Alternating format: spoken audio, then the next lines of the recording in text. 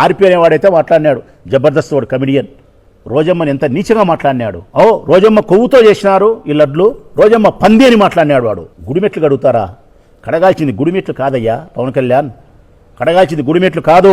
చంద్రబాబు నాయుడు యొక్క నోటిని, నీ నోటిని ఫెనాయిల్ వేసి కడగాల. ఫెనాయిల్ బాత్రూములు కడుగుతారు, మీ నోటిని కడగాల ఫెనాయిల్తో. అపవిత్రమైన మాటలు స్వామివారికి సంబంధించి మీరు మాట్లాడిన మాటలకు మీ నోట్లు కడగాల. సంప్రోక్ష చేస్తారా మీరు? దేనికి సంప్రోక్ష? సంప్రోక్ష చేయాల్సింది గుడిమెట్లను గుళ్ళను కాదు, అపవిత్రమైనటువంటి మీ మెదడును సంప్రోక్ష చేయాలా, మీ ఆలోచనను సంప్రోక్ష చేయాలా. ముందు మీరు మారండి. ఎంతటికి తెగిచ్చినారంటే మీరు అసలుకు కేవలం రాజకీయములో అధికారం కోసం ఏ గడ్డి కరిసేదానికైనా, ఏ సంఖ నాకేదానికైనా మీరు సంసిద్ధంగా ఉన్నారు.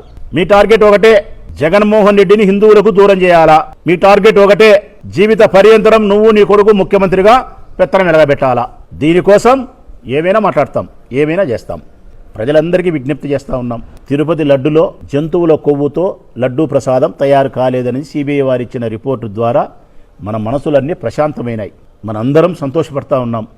దేవదేవుడైన ఆ ఏడుకొండల వానికి ఏదైతే నైవేద్యంగా సమర్పిస్తారో తిరుపతి లడ్డును, దాన్ని మహాప్రసాదంగా భావించి కళ్ళకు అద్దుకొని చెప్పులు విడిసి పవిత్రమైనటువంటి హృదయంతో భావంతో మనం ఆరగిస్తాం.